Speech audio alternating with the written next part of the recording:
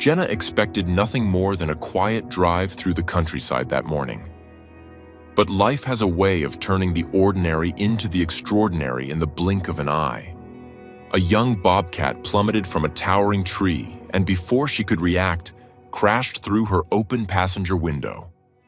Her peaceful drive turned into chaos as the terrified bobcat clung to the passenger seat, claws splayed and eyes wide with panic. Jenna's heart was pounding.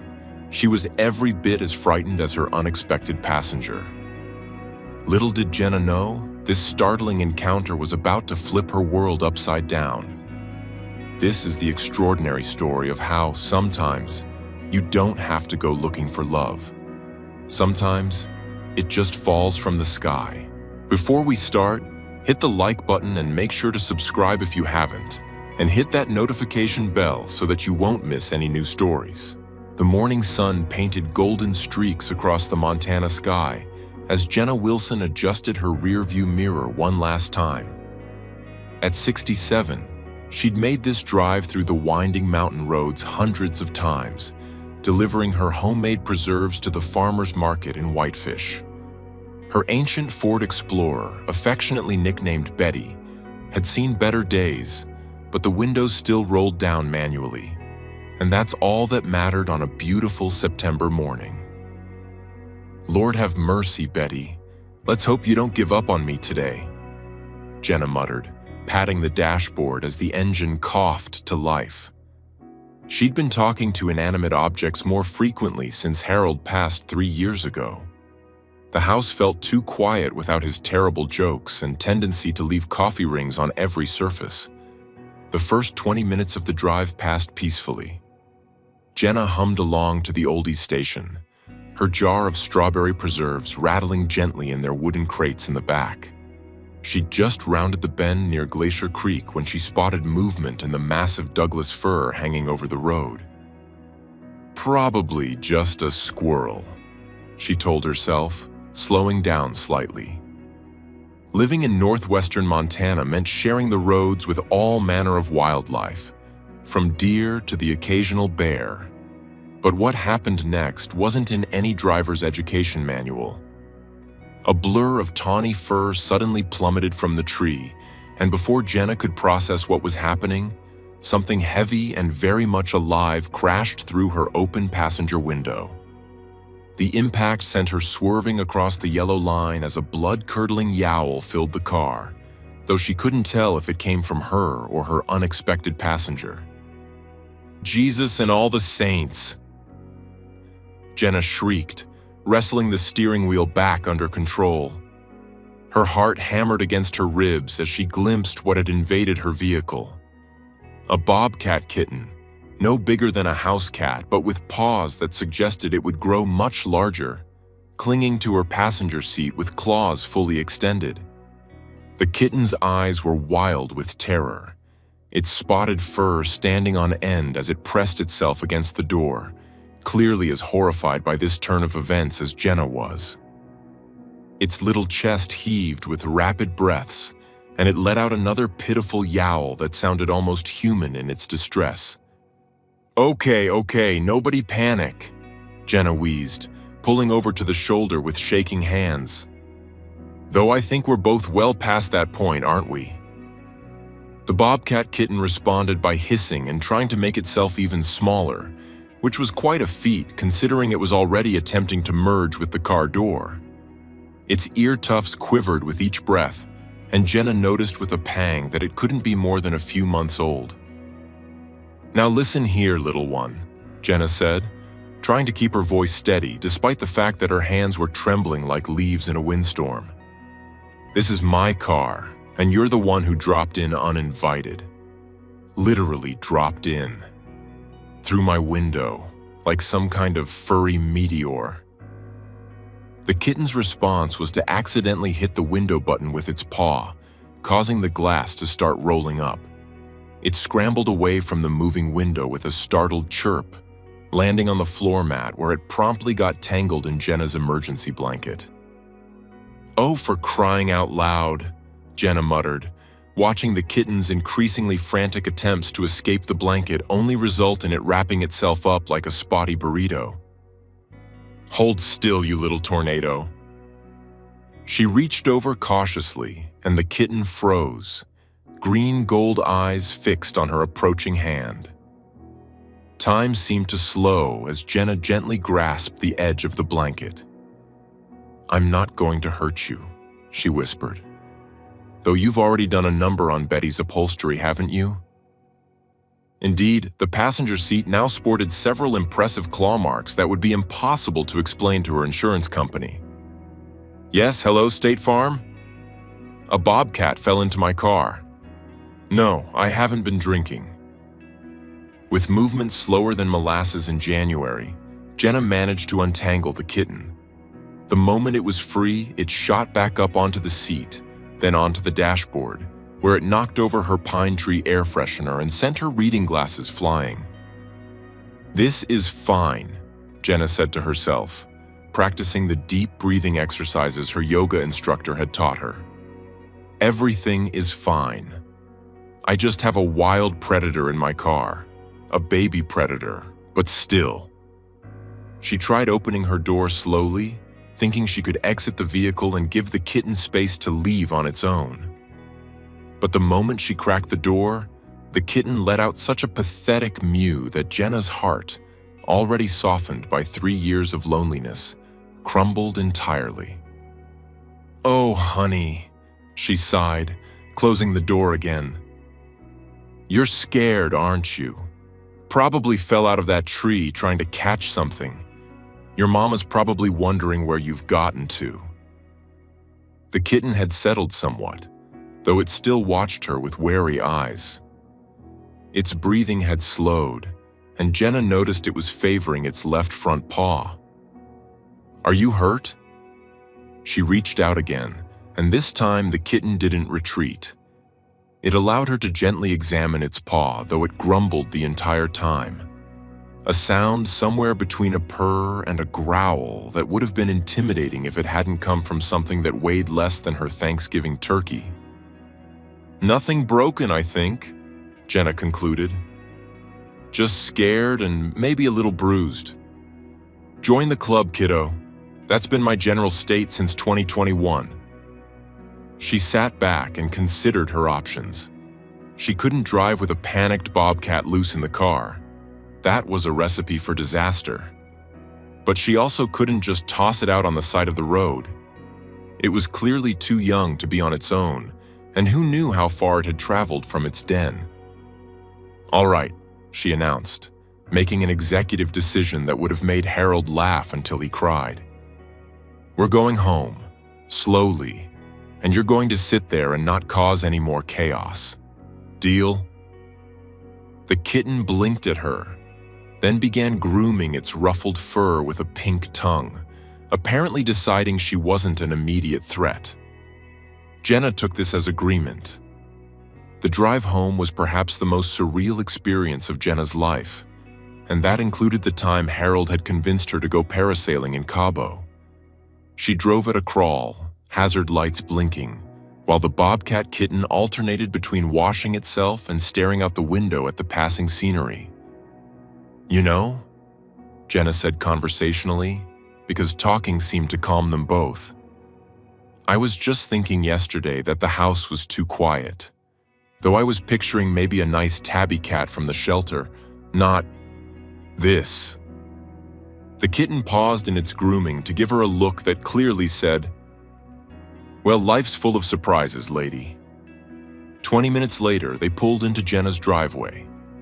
Her neighbor, Tom Bradley, was out checking his mail and nearly dropped his credit card statement when he saw Jenna carefully exit her car while speaking soothingly to something inside. "Everything all right, Jenna?" he called. "Oh, just peachy, Tom," Jenna replied with forced cheer. "Just got a small situation." "Need help?" "No," she said quickly, imagining Tom's face if he saw her passenger. "All under control." Tom shrugged and went back inside, probably thinking she'd finally lost it. Which, Jenna reflected, might not be far from the truth. Getting the kitten inside proved easier than expected. When Jenna opened the passenger door, the little bobcat took one look at the great outdoors, the very outdoors it had just fallen from, and promptly decided the car was safer. It took 15 minutes of coaxing with a can of tuna, Harold's emergency stash which she'd never had the heart to throw away, before the kitten finally followed her into the house. "Okay," Jenna said, closing the door behind them and leaning against it. "Now what?" The kitten answered by immediately disappearing under the couch. Jenna spent the next hour on her hands and knees, peering under furniture and trying to locate her uninvited guest.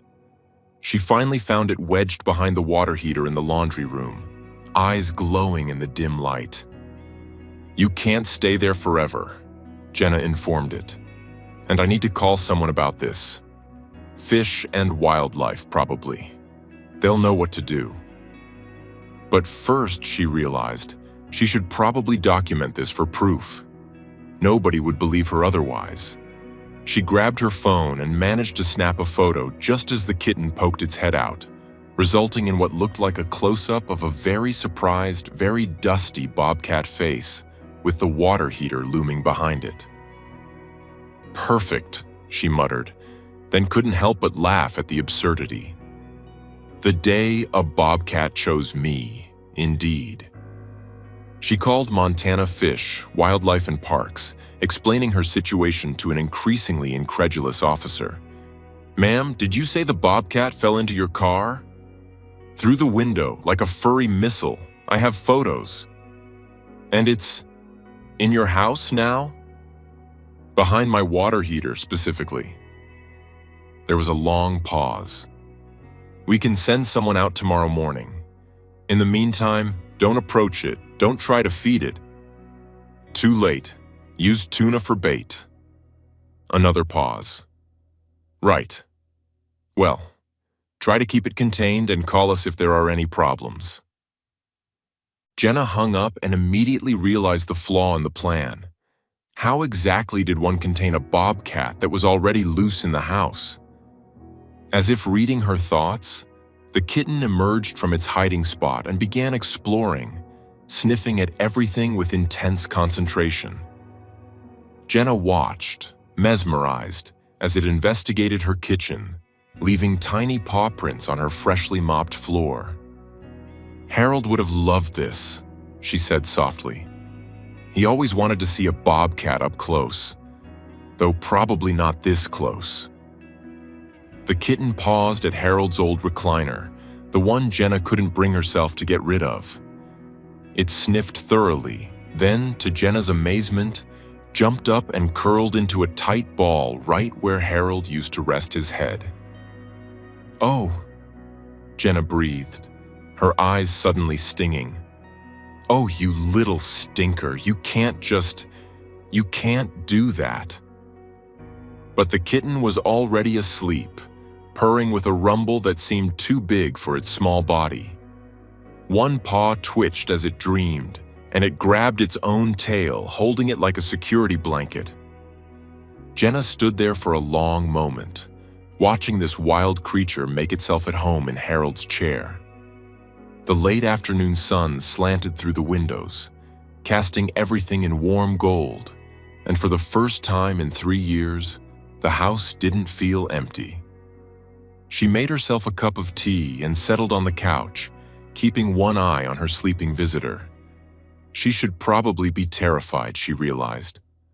There was a wild predator in her living room.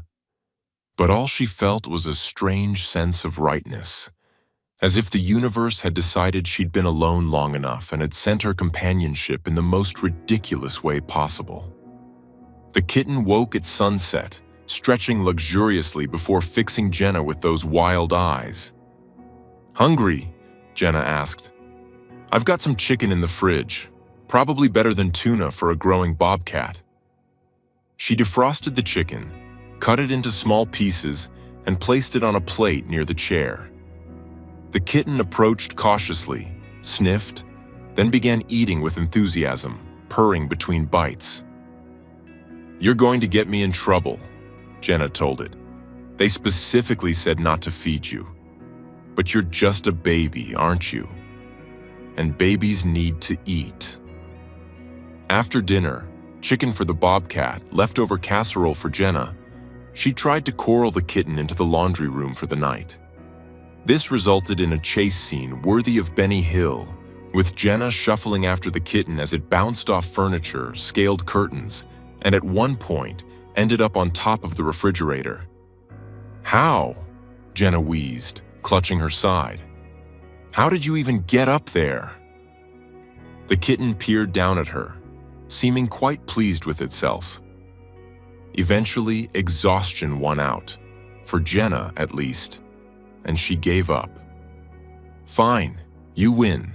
Roam the house. Just please don't destroy anything irreplaceable." She trudged to her bedroom, closed the door firmly, and collapsed into bed. She'd deal with the wildlife officers in the morning. They'd take the kitten somewhere safe, release it back to the wild where it belonged, and life would go back to normal. Quiet. Lonely. Normal. A scratching at her door woke her at 2 a.m., then a mournful yowl that sounded almost like, "Hello?" "Oh, for the love of—" Jenna got up and opened the door. The kitten sat in the hallway, tail wrapped around its paws, looking pathetic. "What? You have the whole house. Why do you need to be in here?" The kitten responded by walking past her and jumping onto the bed, where it turned in 3 circles before settling at the foot, right where Harold's feet used to rest. "This is temporary," Jenna said firmly, getting back into bed. "Tomorrow you go back to the wild. This is just for tonight." The kitten grumbled in what sounded like agreement, though Jenna suspected they had very different definitions of temporary. She woke at dawn to find the kitten had migrated during the night and was now curled against her hip, one paw resting on her pajama top. Its weight was warm and comforting, and when Jenna shifted slightly, it chirped without opening its eyes and snuggled closer. "Oh no," Jenna whispered. "Oh no, no, no. I am not falling for this. You're a wild animal. You belong in the forest, not in my bed." The kitten yawned, showing impressive fangs that would only get more impressive with time, then began purring so hard its whole body vibrated. "Stop that. Stop being adorable. I mean it." A knock at the door saved her from further weakening resolve. The wildlife officers had arrived, 2 young men who looked like they'd rather be anywhere else on a Saturday morning. "Ma'am, we're here about the Bobcat?" Jenna let them in, gesturing toward the bedroom. "It's in there, on my bed, being criminally cute." The officers exchanged glances. "On your bed?" "It was lonely," Jenna said defensively. "What was I supposed to do? Let it cry all night?" They followed her to the bedroom, where the kitten was now fully awake and watching the strangers with suspicion. When one officer stepped forward with a carrier, it pressed itself against Jenna and hissed. Now, the officer said, pulling on thick gloves. "This is for your own good, little guy." What followed was a scene of utter chaos. The kitten, apparently deciding Jenna's bedroom was its territory now, defended it with the fury of a creature 10 times its size. It bounced off walls, knocked over Jenna's jewelry box, sent a lamp crashing to the floor, and at one point managed to get tangled in the window blinds. "Maybe we should— Ow!" The officer yanked his hand back as the kitten's claws found a gap in the gloves. "Okay, new plan." 20 minutes later, they'd managed to corner the kitten in the bathroom, where it had taken refuge in the sink, looking like a spotted, furious loaf of bread. "Got it!" one officer announced triumphantly, finally managing to get the kitten into the carrier. The sound it made was heartbreaking, a long, mournful wail that made all three humans wince. "Where will you take it?" Jenna asked, trying to ignore how her chest felt tight. "We'll check it over, make sure it's healthy, then release it in an appropriate area where it can hopefully reunite with its mother." "And if it can't? If the mother's gone?" The officers exchanged another look. Wildlife Rehabilitation Center, probably. Though bobcat kittens this age, it's tough. They need specialized care.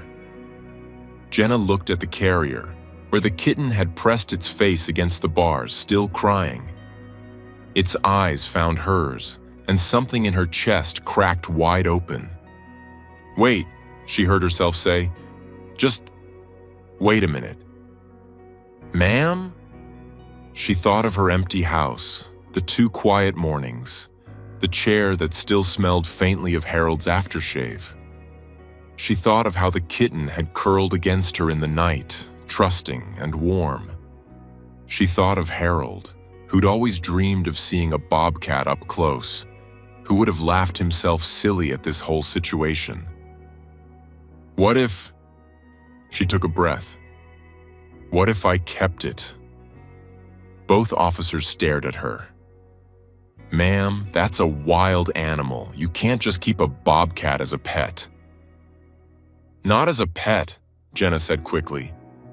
"As a rehabilitation project. I could get licensed, couldn't I? People do wildlife rehabilitation. I could learn. I've got the space, the time, I'm retired, and it already seems comfortable here." That's a huge commitment. Bobcats need special enclosures, specific diets, veterinary care. "I've got Harold's life insurance money just sitting in the bank," Jenna interrupted. "He always said I should do something meaningful with it, something that mattered. And this little one literally fell into my life. Maybe that means something." The officers looked skeptical, but one of them pulled out his phone. "Let me call my supervisor." An hour of phone calls and negotiations later, Jenna found herself signing paperwork agreeing to pursue wildlife rehabilitation licensing, build a proper outdoor enclosure, and work with state veterinarians to ensure the kitten's health and welfare. "This is highly unusual," the supervisor said over speakerphone. "But given the circumstances and your willingness to meet all requirements, we can make it work, temporarily. You'll need to start the licensing process immediately." "I will," Jenna promised, hardly believing what she was doing. "I'll do everything right, I promise."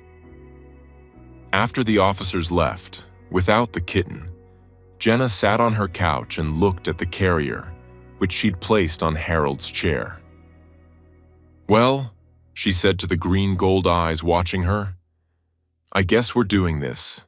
You need a name, something dignified, befitting a wild creature who's consented to share space with a crazy old lady."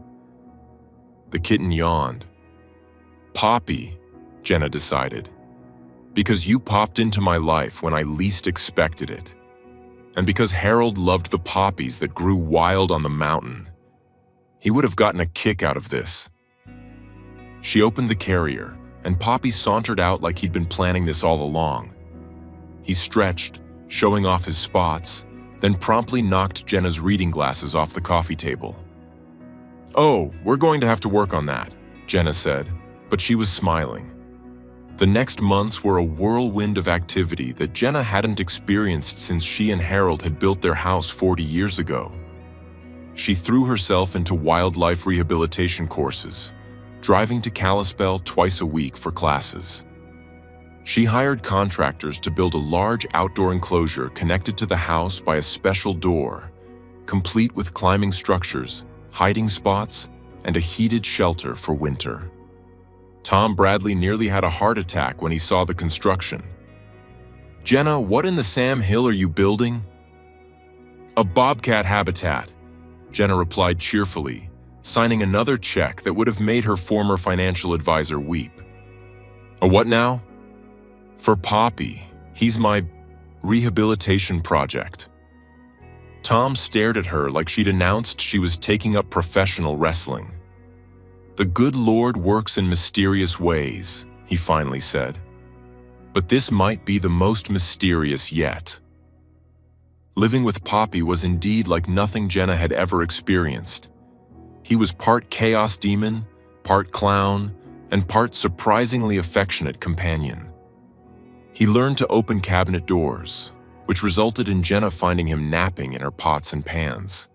He discovered that toilet paper was apparently the most entertaining toy ever invented, leading to several mornings where Jenna's bathroom looked like it had been decorated for a very enthusiastic mummy-themed party. "Poppy!" she'd exclaim, finding him buried in a mountain of shredded tissue. "This is why we can't have nice things." He'd chirp at her, completely unrepentant, then zoom out of the bathroom to hide under the bed. But for every moment of exasperation, there were 10 of pure joy. Poppy had a morning routine where he'd wait for Jenna to wake up, then perform what she called his greeting dance, a series of hops and chirps that never failed to make her laugh.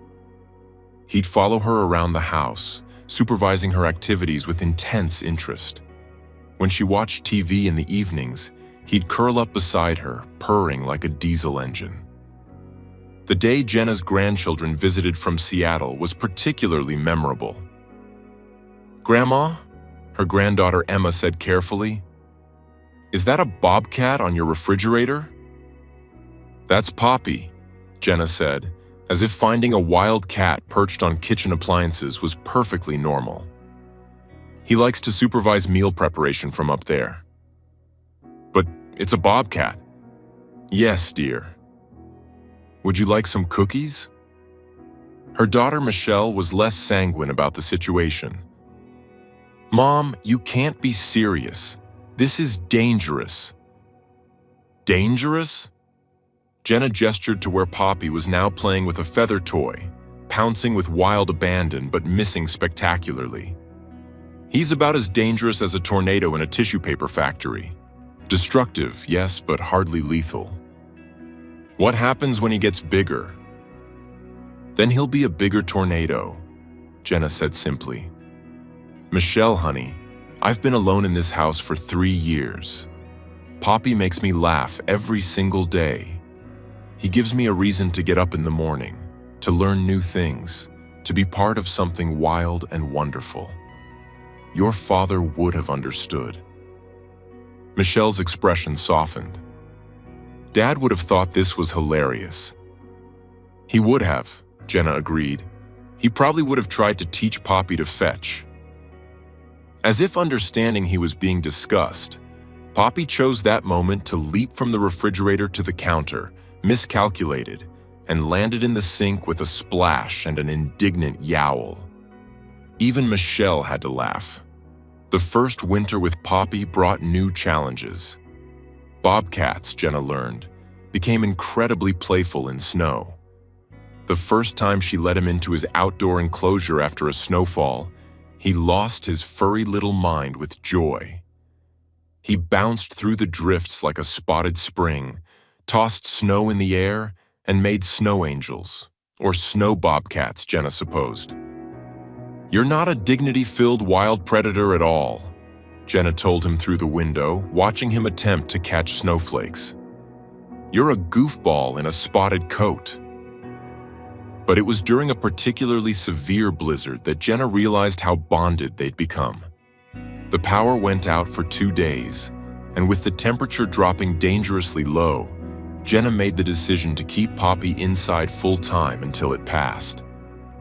They huddled together near the fireplace, Jenna wrapped in Harold's old quilts and Poppy pressed against her side, his warmth a comfort in the cold. "You know," she told him as the wind howled outside, "I used to be terrified of storms after Harold died, felt too alone, too vulnerable. But you make me feel brave, you silly cat." Poppy rumbled his purr growl and grabbed his tail, holding it while he slept. By spring, their routine was well established. Jenna had completed her rehabilitation licensing, acing the test, much to her pride, and officials who came to check on Poppy's welfare always left impressed. "I've never seen a bobcat so well adjusted to human companionship while maintaining its wild instincts," one veterinarian marveled, watching Poppy stalk a toy mouse with deadly seriousness before pouncing and missing entirely. "He's special," Jenna agreed, "though I'm not sure well-adjusted is the term I'd use for someone who tried to fight his own reflection for 20 minutes yesterday." But the real test came when Jenna had to make a decision about Poppy's future. He was nearly full-grown now, 30 pounds of muscle and mischief, with paws that could, and did, knock over substantial furniture. The wildlife officials gave her the option. Poppy could be released into a protected area where he'd have the chance to live wild, or he could stay as a permanent educational ambassador, living with Jenna but helping teach others about wildlife conservation. Jenna watched Poppy sprawled in Harold's chair, belly up, paws twitching as he dreamed. He'd destroyed the upholstery long ago, but Jenna hadn't had the heart to move him to his own furniture. "What do you think, boy?" she asked softly.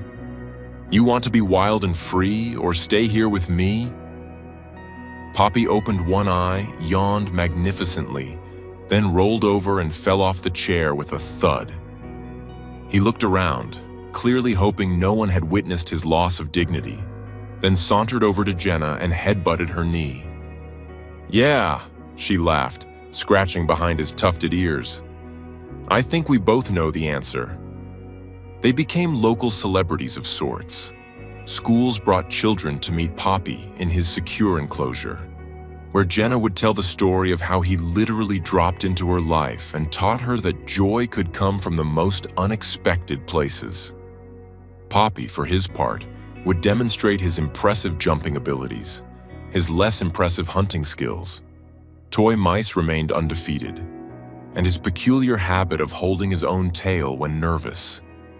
"Is he really wild?" one little boy asked during a visit. "He's exactly as wild as he wants to be," Jenna replied, watching Poppy perform for his audience. "Which today seems to be about as wild as a house slipper. But yesterday he caught a bird right out of the air. He reminds me that we all have different sides to us. Wild and tame, fierce and gentle. The trick is knowing when to be which." 3 years after that fateful morning, Jenna stood in her kitchen preparing Poppy's dinner. Ethically sourced raw meat, supplemented with vitamins, exactly as the wildlife nutritionist had specified. Outside the window, she could see him in his enclosure, lounging on his favorite platform, surveying his domain with regal satisfaction. Her phone buzzed with a text from Emma. "Grandma, my teacher wants to know if you and Poppy can come talk to our class about wildlife conservation." "Tell her we'd be honored," Jenna texted back, adding a string of heart emojis that would have mortified her pre-Poppy self. As she carried Poppy's dinner outside, she paused at Harold's grave marker in the small garden plot by the house. She'd planted poppies around it, and they swayed in the evening breeze. "You sent him to me, didn't you?" she said softly. "Couldn't stand to see me moping around anymore, so you arranged for a bobcat to fall from the sky.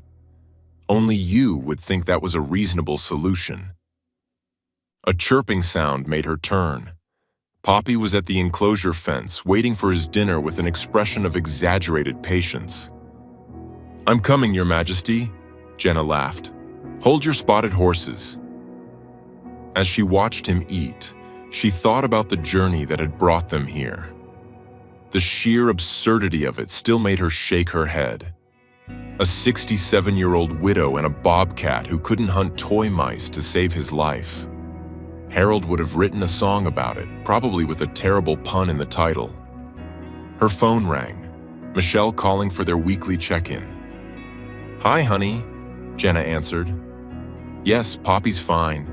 He only destroyed one thing today, my reading glasses. Again, I swear he has a vendetta against them." She listened to her daughter's news, shared her own normal grandmother things.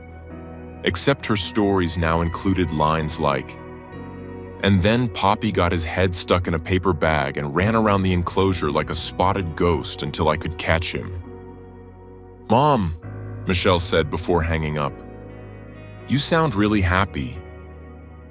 Jenna looked at Poppy, who had finished eating and was now grooming his whiskers with great concentration. "I am, honey. Turns out happiness can fall right through your car window when you least expect it. You just have to be brave enough to let it stay." That night, as had become their routine, Jenna sat in Harold's old chair, now thoroughly claimed by Poppy, while the Bobcat sprawled across her lap, all 30 pounds of him. He purred like a broken motor as she stroked his spotted fur, occasionally chirping when she hit a particularly good spot. "You know what the funny thing is?" she told him. "Everyone thinks I saved you. But we both know better, don't we?" Poppy grabbed his tail, holding it close as he dozed off, safe and loved and exactly where he belonged. Outside, the Montana stars wheeled overhead, and somewhere in the distance, a wild bobcat called to its mate. Poppy's ears twitched at the sound, acknowledging his wild heritage, but he didn't stir from Jenna's lap. He was home. They both were.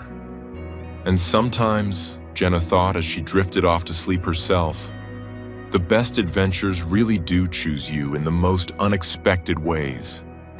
You just have to be willing to let them crash through your window, literally in some cases, and trust that the universe knows what it's doing, even if what it's doing seems completely insane at the time. Especially then,